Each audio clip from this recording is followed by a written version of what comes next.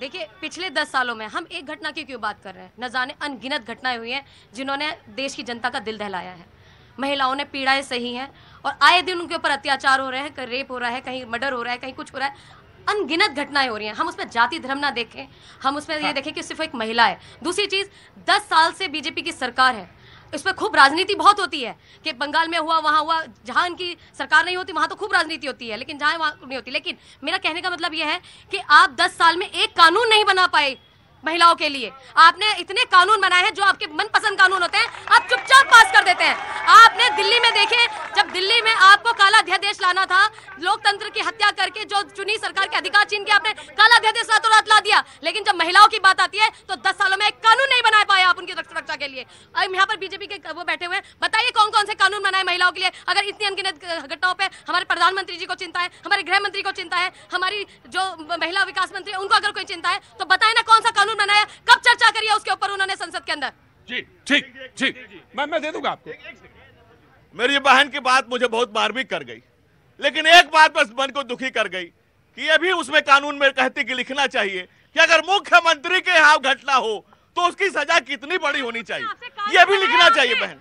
बिल्कुल ये लिखना चाहिए बहन कि अगर मुख्यमंत्री ये घटना करे तो उस पापी को क्या सजा दी जाए, उस पापी को क्या सजा दी जाए, उस गंदे, उस घटिया, उस नीच आदमी को क्या सजा दी जाए।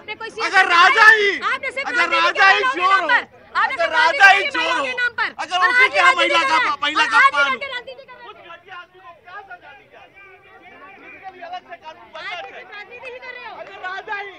मैं धनंजय आराम, बहुत आराम से धनंजय, आराम से आराम से आराम। या तो आपने अपनी बात कही। हस्तिनापुर में या तो ये घटना धृतराष्ट्र के सामने दुर्योधन ने की 10 थी। सालों में कोई कानून बनाया आपने महिलाओं की सुरक्षा के लिए? आपने ये जो बलात्कार होते हैं, ये सब चीजों से क्या काम किया बताइए? बहन, चोरी के लिए कानून बना है ना, चोरी रुक गई। महिलाओं के लिए पूछ रही हूं। डकैती के लिए कानून बना है, बन गया। आपने क्या कानून बनाया? अपराध के लिए कानून बना है, बन गया। सवाल पूछ रही हूं। ठीक,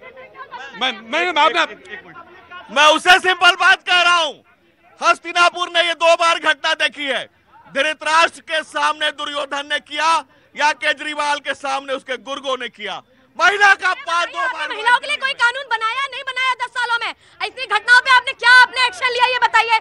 क्या इस 10 सालों में एक कानून ही नहीं बना पाया महिलाओं के लिए? सिर्फ आपके लिए वोट बैंक है, सिर्फ राजनीति करने का मुद्दा है वो। जस्टिस वर्मा कमेटी इनको याद दिलवा दीजिए, जब निर्भया रेप केस हुआ था तो जस्टिस वर्मा कमेटी हुआ था। अरे थोड़ा पढ़ के आया करिए ना। जब एक कानून है उसमें कितने लूप होल्स रेपिस्टों ने निकाला था। पढ़ के आइए जस्टिस वर्मा कमेटी ऑलरेडी है। अगर रेपिस्ट आएंगे आपको पता है कि नहीं? 10 साल में एक कानून बताओ।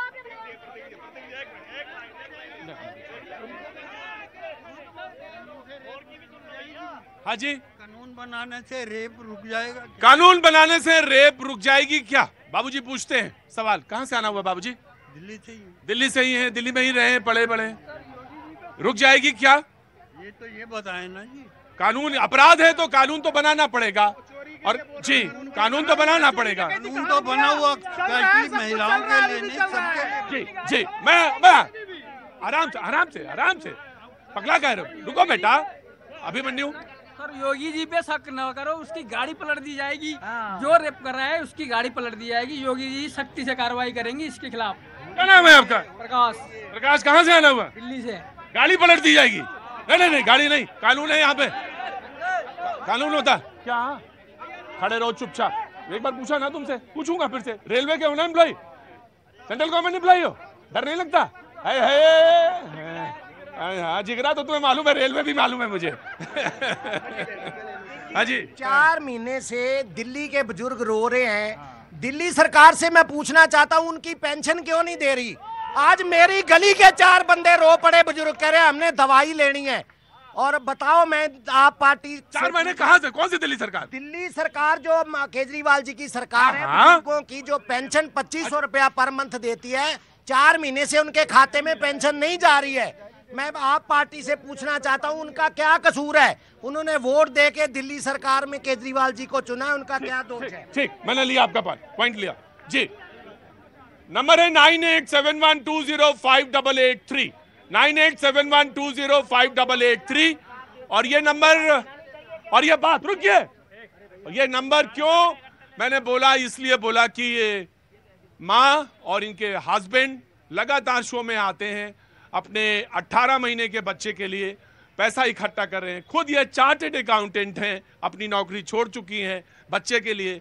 फादर, इनके हस्बैंड जो कि एक आईटी फर्म में काम करते हैं, एक ऐसा अमाउंट जुटा रहे हैं जो कि बहुत बड़ा है, क्योंकि वो इंजेक्शन आना है। कंपनी, सुनिए सर, सुनिए, बात सुन लीजिए। आपका पान मसाला अगर छोड़ देंगे तो 100 रुपए दे देंगे महीने में। जो बोल रहे थे वो अगर पान का मसाला छोड़ देंगे, ये इस देश की नैतिकता पे बात कर रहा हूं मैं। सवाल तुम बहुत जल्दी पूछ लेते हो, लेकिन पान का मसाला नहीं छोड़ पाओगे, कैंसर तुम्हारे भी होने वाला है। और ईश्वर करे इलाज हो जाए। मैं बात कर रहा हूं 17.5 करोड़ रुपए इकट्ठा करने हैं, आसान नहीं है। कंपनी 10 इंजेक्शन फ्री देती है, 1 इंजेक्शन चाहिए इनको भी, लेकिन वो कंपनी ने अब वो इंजेक्शन फ्री देना बंद कर दिया इसी जुलाई से। अक्टूबर तक है वो, अक्टूबर तक है उसके बाद, लेकिन लॉटरी लग चुकी है। वो लॉटरी होती है, उस 10 में किसको मिलेगा, वो एक लॉटरी होती है। मसल डिस्ट्रॉफी का केस है।